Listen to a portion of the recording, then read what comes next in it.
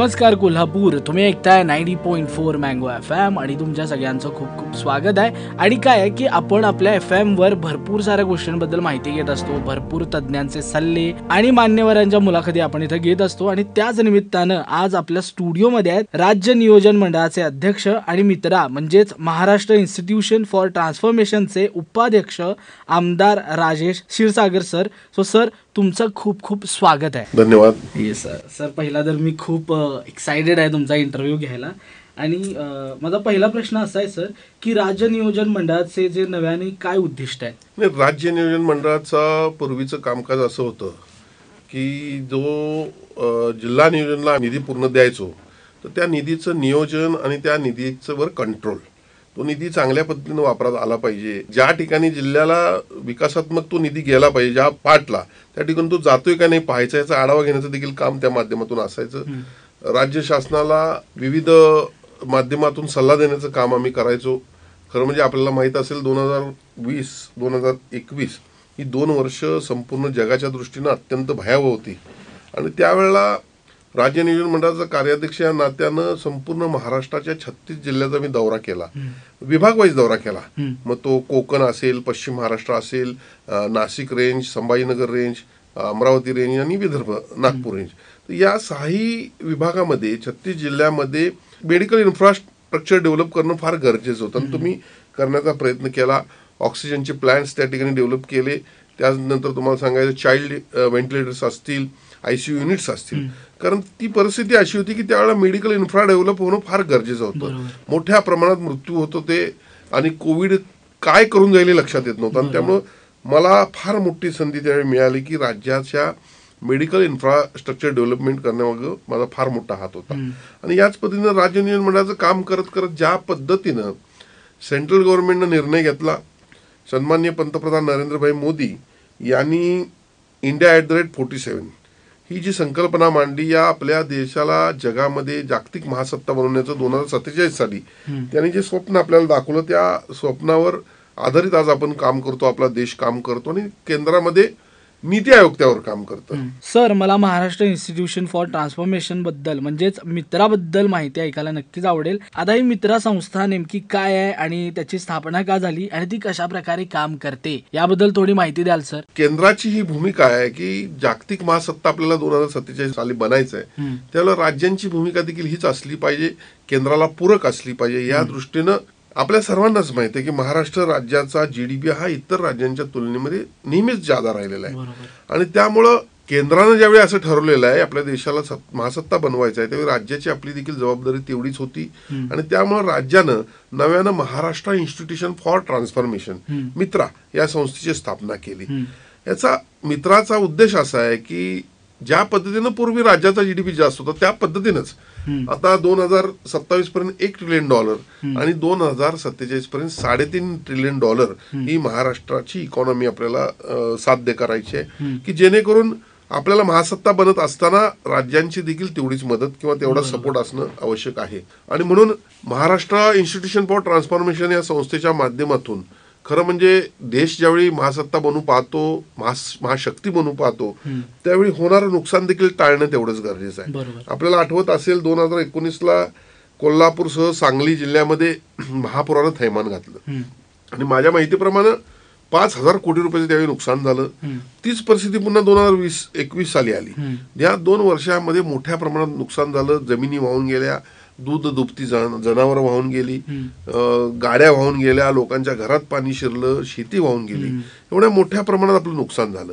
मग अशा पद्धतीनं जर नुकसान झालं तर आपण महासत्ता कसं होणार, या भूमिकेतून महाराष्ट्र इन्स्टिट्यूशन फॉर ट्रान्सफॉर्मेशन अर्थात मित्रा या संस्थेनं सर्वात महत्वाचा प्रोजेक्ट घेतला पूर परिस्थितीवर नियंत्रण आणण्याचा. त्याला आपण MRTP प्रोजेक्ट म्हणतो. तो मित्राच्या माध्यमातून 3700 कोटीचा प्रकल्प, आपण पूर्वी 3200 कोटी होता, तो 3700 कोटीमध्ये त्याचं रूपांतर झालं. 3700 कोटी त्याची कॉस्ट झाली.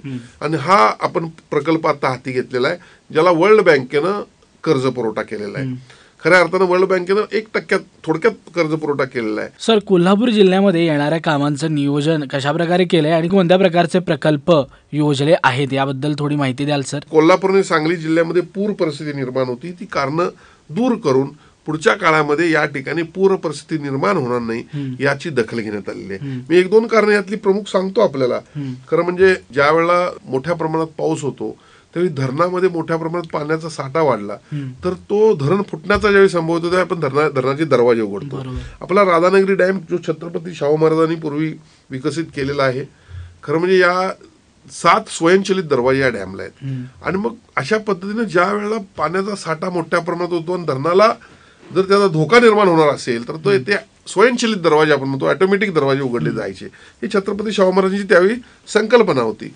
आणि आज जर पाहिलं तर ते उघडले गेलेले दरवाजे मोठ्या प्रमाणात पाणी खाली जातं आणि मग ते लवकर बंद होत नाही. त्यामुळे आम्ही सर्वात पहिला याच्यामध्ये नियोजन घेतलं की हे दरवाजे मॅन्युअली झाली पाहिजे, ऑटोमॅटिक नाही नसले पाहिजे.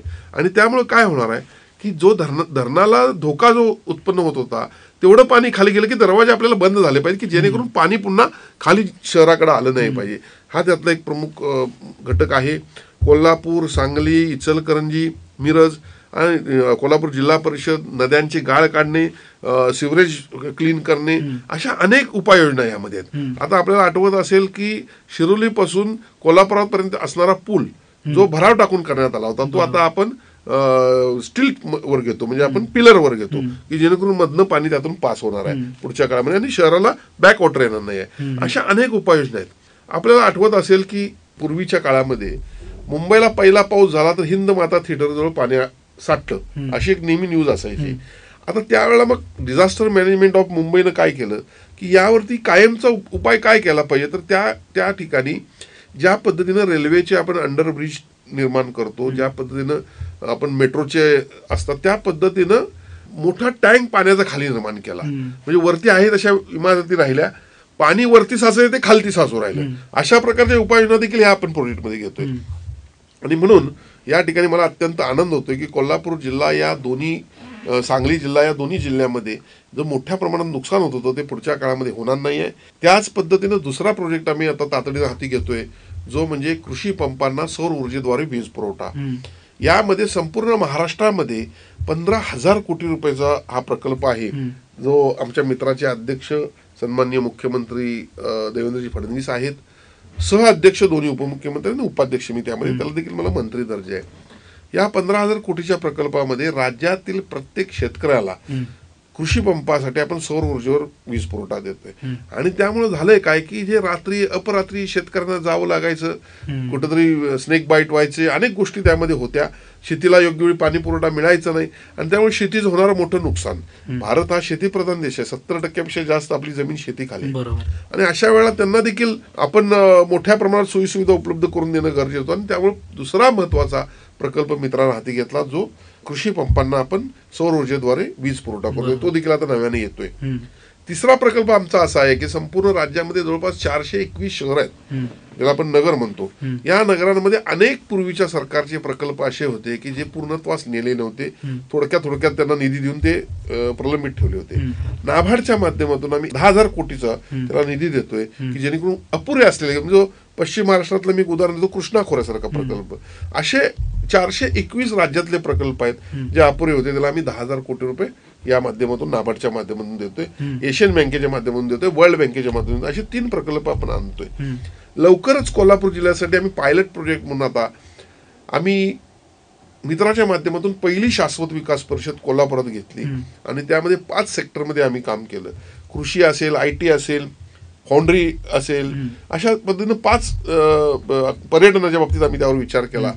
कोल्हापूर जिल्ह्याला कुठल्या क्षेत्रामध्ये विकासाचं पोटेन्शियल आहे ते आम्ही पाहिलं आणि त्यामध्ये फाउंड्री उद्योग, कोल्हापूरला फाउंड्री हब घोषित करण्याचा देखील आम्ही निर्णय घेतला. आणि मग कोल्हापूरला फाउंड्री हब म्हणून आपण जाहीर करत असताना कोल्हापूरच्या उद्योजकांची नेहमीच एक मागणी असायची की विदर्भाला वीज दर कमी आहे, कर्नाटकला वीज दर कमी आहे, मग आम्ही कशा पद्धतीनं आमचं कामकाज चालवायचं किंवा आम्हाला वीज दरा कमी असला पाहिजे. आणि त्यामुळे आम्ही आता येत्या काही दिवसात जो आता वीज पुरवठा 13 रुपये पर युनिट होतोय तो आम्ही 7 रुपयावर आम्ही आणणार आहे, तो देखील सोलरच्या माध्यमातून आम्ही वीज पुरवठा करणार आहे. अशा पद्धतीनं प्रत्येक क्षेत्रामधलं विकासाचं पोटेन्शियल ओळखून विकासापर्यंत नेण्याचं काम महाराष्ट्र राज्यामध्ये प्रत्येक जिल्ह्यामध्ये आम्ही करण्याचा प्रयत्न करतो. पर्यटन असेल, कृषी असेल, फाउंड्री असेल, IT असेल.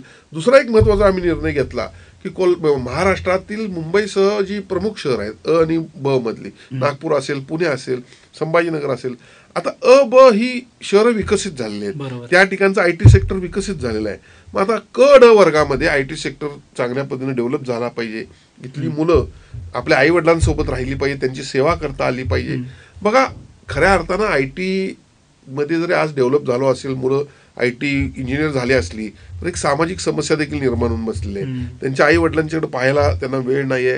म्हणजे ज्याने आपल्याला घडवलं, ज्यांनी आपलं जीवदान संपूर्ण आयुष्य आपल्या मुलांसाठी दिलं, त्या मुलं आपल्या आई वडिलांची सेवा नाही करू शकत. त्यामुळे ड वर्गामध्ये आम्ही सगळीकडे आयटी सेक्टर आम्ही डेव्हलप करत आहोत. अशा पद्धतीनं आज आपण पाहता दावोसमध्ये झालेल्या इन्व्हेस्टमेंटपैकी 52% इन्व्हेस्टमेंट आपल्या महाराष्ट्रामध्ये झाली. आणि अशा पद्धतीनं महाराष्ट्र नेहमीच विकासामध्ये अग्रेसर आहेच. पुढच्या काळामध्ये देखील देशाला महासत्ता बनवण्यासाठी महाराष्ट्र हे प्रमुख उद्दिष्ट गाठणारा राज्य असेल याची मला खात्री वाटते. सर, नक्कीच. सर, आपण बघतोय की मित्रामार्फत भरपूर तरुणींना रोजगार निर्मिती होतीये. सो त्याबद्दल थोडक्यात सांगाल सर? नाही, बघा, आता आयटी सेक्टरचं जर म्हटलं तर तुम्ही 100 एकरमध्ये आपण कोल्हापूर जिल्ह्यामध्ये आयटी पार्क करतोय, त्यापैकी 25 एकरमध्ये आपण टेक्नॉलॉजी सेंटर आणतोय. मोठ्या मोठ्या कंपन्या या ठिकाणी येतात. अर्थातच रोजगार निर्मिती झाली. बरोबर. उद्योगधंदे असतील, इंडस्ट्रीज असतील, इतर व्यवसाय असतील, कौशल्य विकास हा आपल्याला माहित असेल गेल्या म्हणजे ऑगस्ट सप्टेंबरमध्ये एवढ्या मोठ्या प्रमाणात कौशल्य विकासाला आपण निधी दिला, फार मोठ्या प्रमाणात आपण निधी दिला. अर्थातच कुठल्याही क्षेत्रामध्ये कौशल्य असल्याशिवाय आपण त्या क्षेत्राचे उंची गाठू शकत नाही किंवा त्या सेक्टरमध्ये आपण डेव्हलपमेंट करू शकत नाही. त्यामुळे शासनानं, आपल्या महाराष्ट्र शासनानं हा देखील एक उद्दिष्ट ठेवलेलं आहे की कौशल्य हे प्रत्येकाला मिळालं पाहिजे त्या सेक्टरमध्ये. यासाठी देखील आपण प्रयत्न करत आहोत. बरोबर. सर, मित्राच्या माध्यमातून अजून कोणती धोरणं आखण्यात आली आहेत आणि त्याबद्दल तुम्ही माहिती सांगाल सर? सध्या मित्राच्या माध्यमातून आम्ही विविध महानगरांचा विकास करण्याचं एक धोरण आखलेलं आहे.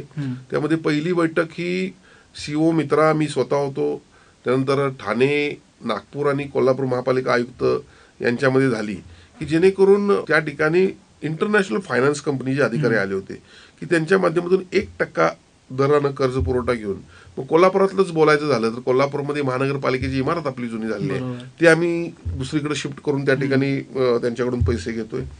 त्याचबरोबर तुम्हाला सांगतो ई बस सेवा, त्याचबरोबर पंचगंगा प्रदूषणाचा विषय आहे, आई अंबाबाई तीर्थक्षेत्र विकासाचा विषय आहे. अशा प्रकारचे मोठे प्रोजेक्ट, अम्युजमेंट पार्क, अशा प्रकारचे प्रकल्प आम्ही कोल्हापूरच्या विकासाला उपयुक्त असणारे हे इंटरनॅशनल फायनान्स कंपनीच्या माध्यमातून घेतोय. त्याच पद्धतीनं ठाण्यामधले काही प्रकल्प आपण घेतोय, त्याच पद्धतीनं नागपूरमधले काही प्रकल्प आपण घेतोय आणि संपूर्ण राज्यामध्ये अशा पद्धतीनं इंटरनॅशनल फायनान्स कंपनीच्या माध्यमातून आपण एक विकासाचं जाळं मित्राच्या माध्यमातून उभा करतोय.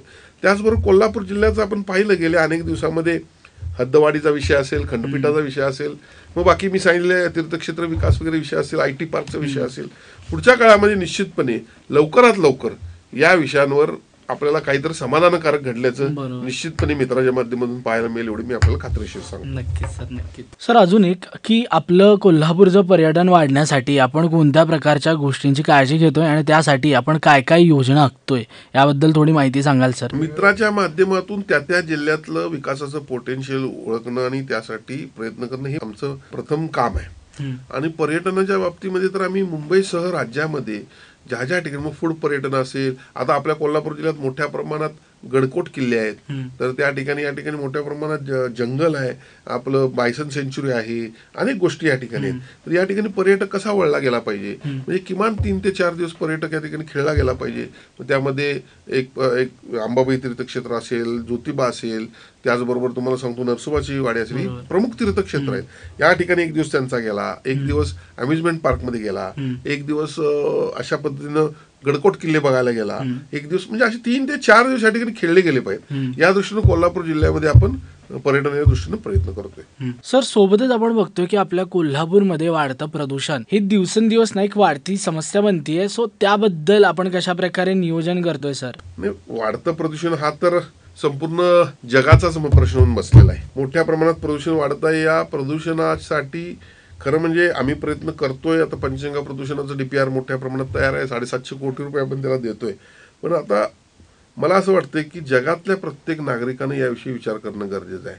झाडी लावणे गरजेचं आहे आणि प्रदूषण मुक्त आपण कशा पद्धतीनं होऊ याचा प्रत्येकाने विचार करणं गरजेचं आहे. शेवटी सरकार कुणाचं आहे? सरकार लोकांसाठी बनलेलं आहे. लोकांना पण काही गोष्टीत आपल्याला सुधारणा करता आल्या आणि त्यामुळे सरकारला त्याची मदत झाली तर निश्चितपणे ते एम आपण पूर्ण करू शकू. आणि म्हणून पुढच्या काळामध्ये प्रदूषणासाठी प्रत्येकाची जबाबदारी असं मला वाटतं की प्रत्येकानं प्रदूषण होऊ नये यासाठी प्रयत्न केले पाहिजेत, प्रदूषण मुक्त असावं यासाठी प्रयत्न केले पाहिजेत. बरोबर. सर अजून एक आपण बघतो की आपलं कोल्हापुरी चप्पल असो किंवा कोल्हापुरी गूळ याची महाराष्ट्रभर ख्याती आहे. सो ह्याबद्दल काय केलं जात आहे आणि याच्या वाढीसाठी अजून कोणते प्रयत्न केले जात आहेत? शाश्वत विकास परिषदेच्या माध्यमातून, कृषी विभागाच्या माध्यमातून असेल आणि फाउंड्रीच्या माध्यमातून असेल, क्लस्टरच्या माध्यमातून असेल, या सगळ्या गोष्टींचा त्या ठिकाणी चर्चा झालेली आहे. आणि बऱ्यापैकी पुढच्या काळामध्ये आपल्याला गुळ तर आज आहेच, वर्ल्ड फेम आहे, तो आज नाही आहे, तो छत्रपती शाहू महाराजांच्या काळापासून जगामध्ये त्याची प्रसिद्धी आहे. कोल्हापूर चप्पल देखील आहे, त्याला मार्केट देखील चांगल्या पद्धतीने बाहेर उपलब्ध आहे. दुर्दैव काय, कोल्हापूर चप्पलाच्या नावावर कोल्हापूरच्या पेक्षा बाहेरचीच लोक जास्त व्यवसाय करतात. ते कोल्हापूरच्या लोकांनी पुढे आलं पाहिजे. काय गुळ या ठिकाणी बनतोय त्यामुळं गुळ तर इथं आपली लोक आहेतच त्या व्यवसायामध्ये.